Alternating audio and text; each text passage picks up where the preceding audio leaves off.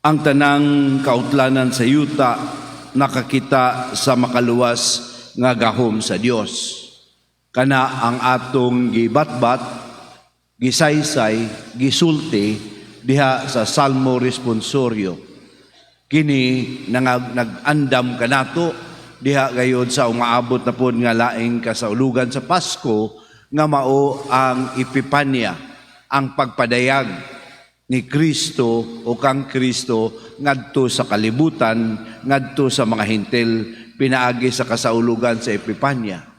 Busa nindot nga uban niining maong pagpangandam sa atong umaabot nga kasaulugan, ang ebanghelyo nagtudlo kanato usab ngadto gayud sa dalan.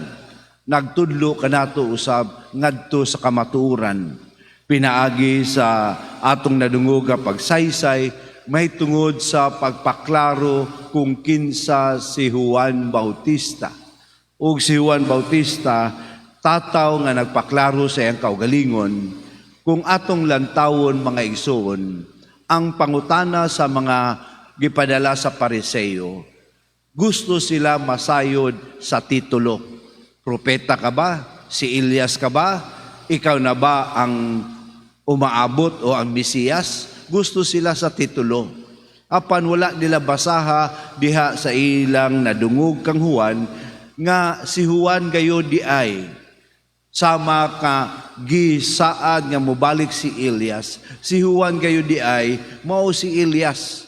Pero ang focus ni Juan dili ang titulo kundi ang misyon, ang buluhaton. O kini mao'y nindot kaayo, kay gihatagan yung emphasis ni Juan.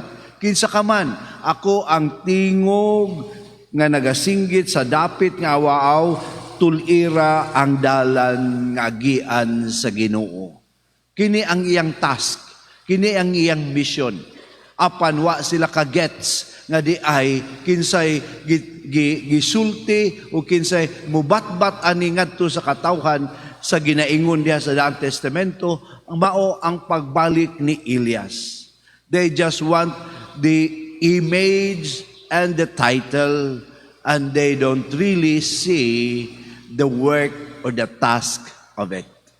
Mao na nga nindot diha diay sa atong pangingon nga kita mismo mga Kristohanon gihatagan kita og dako kaayo nga mission o buluhaton nga mao giingon sa diha sa Salmo Responsorio, ang pagmantala sa kaluwasan diha sa tibuok kalibutan.